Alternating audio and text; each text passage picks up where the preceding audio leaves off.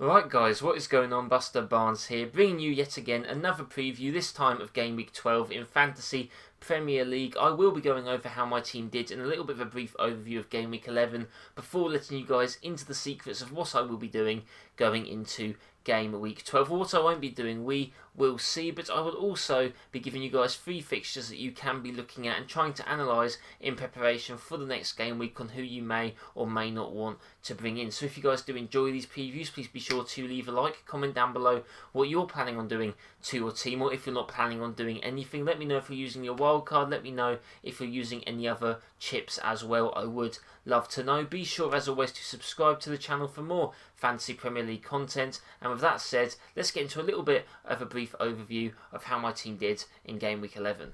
So as you can see, a bit of an interesting week in Game Week 11. We did not continue our streak of all the green arrows that have been going for about 4 weeks. We did get our first red arrow, only down by 1 point though on the average, which isn't awful. I mean, I definitely take it over something that could have gone a lot worse. We did get some returns. Calvert-Lewin continuing his scoring form. Kane did prove to be the correct captaincy option, even though Fernandes and Son did also get some returns.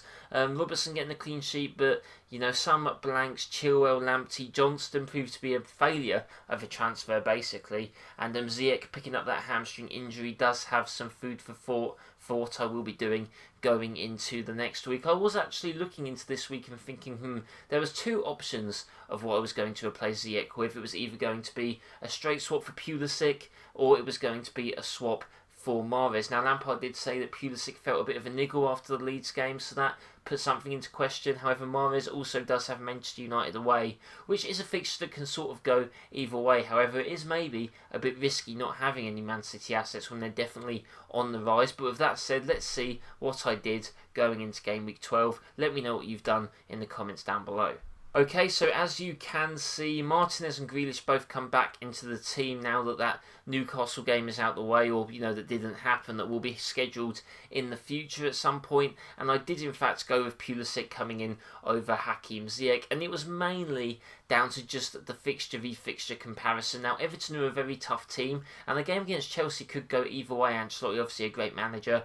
However, looking at Everton's team, they are out without their first choice fullbacks in Coleman and Digne, so maybe this could be a good chance for Chelsea to try and exploit those areas, and maybe someone like Pulisic could be key in this game. He obviously did feel a niggle against Leeds, but he apparently is trained like normal, should hopefully be fit. Hopefully we don't see what happens with Burnley, where he didn't actually make the team, so hopefully that doesn't happen. But yeah, Mahrez could come back to bite me. We'll see if that was the right decision after the games do commence. With Manchester United away, we know that Man U will probably set up to sit deep and try and counter, so could be a game that goes either way, so I didn't want to take too much of a risk there, even though it is still kind of risky. I've gone for the captaincy still of Harry Kane away against Crystal Palace. He had a good performance against them at the end of last season, so I'm hoping he can maybe try and continue that. There wasn't really anyone standing out to me. You know, Grealish against Wolves away. Jota could be an interesting captaincy pick. Salah did play the full 90 minutes against Midtjylland, so that could mean that Jota actually does start with Mane on the wings for Liverpool, as they do, I believe, have Tottenham a few days later, so maybe they're thinking of resting Salah for that game, so that could prove to be interesting. Son is still in the team. I still am thinking on my mind, like what time to get in Manchester City assets. Sort of a few that are on my mind. I'm thinking maybe Jesus in for Calvert-Lewin, maybe as Everton's fixtures do get a bit harder. Maybe I bring in Mahrez for for Son, maybe, although that's risky. Maybe I try and bring in Cancelo for Lamptey. I'm not too sure. I'm going to have to try and get a better view on who I think will be starting more regularly. Maybe Diaz could be a decent option defensively. Let me know which Man City assets you guys have gone for, if you've gone for any. But yeah, just another week without them, and I guess not the worst week when they are away against Man U, but I definitely want to get some in soon. But I mean, a lot of away fixtures, obviously fans are back in stadiums, so that could prove to be difficult. Hopefully though, this team can do enough. Like even Fernandes against City, you'd like to think that if Man U do create anything or do get a goal, that he'll be involved. So hopefully this team will be enough. I'm looking at my bench as well, and it's not the best. You know, Kilman and Mitchell both out of their sides now.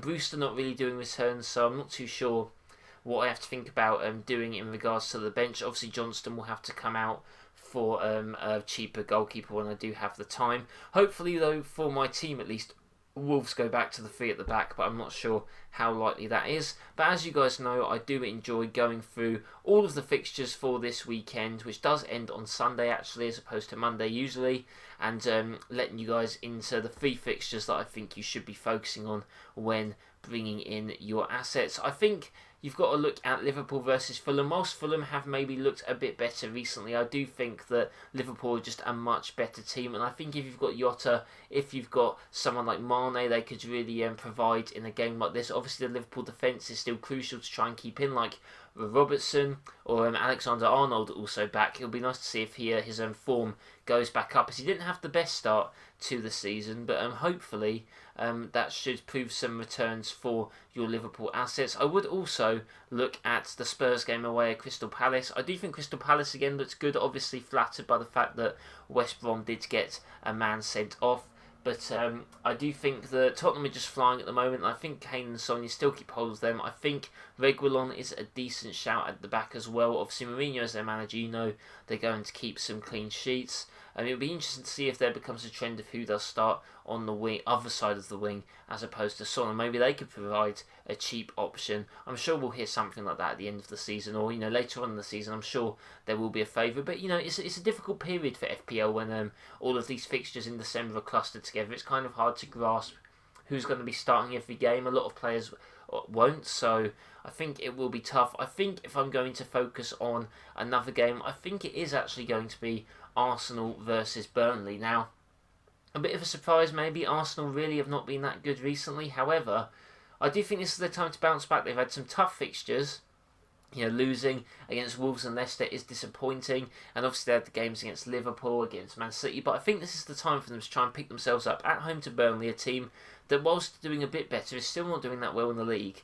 And I think that, picking up maybe a Saka, picking up a Arsenal defender at least, could be something to maybe try and look at. I'm not too sure about Aubameyang. I think he's too much money for what he's providing at the moment.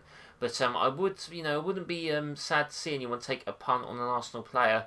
I do think this is maybe the time that, if any time, they're going to bounce back. I think maybe looking at the Southampton game against Sheffield United, that could be a decent time to get in someone like Danny Ings, who's returned back as well. So 3.5 fixtures I guess I've sort of provided you guys with. Quite a few fixtures that you could look at though. Villa v Wolves, Leeds v West Ham could be games that go either way, depending on how you think Everton and Chelsea is going to go as well. That could sway your judgment. But that is going to be my preview, guys, for Game Week 12 in Fantasy Premier League. Hopefully we can bounce back from last week and get a green arrow. Obviously, because my rank is fairly high at the moment, like doing fairly well in the top 200k.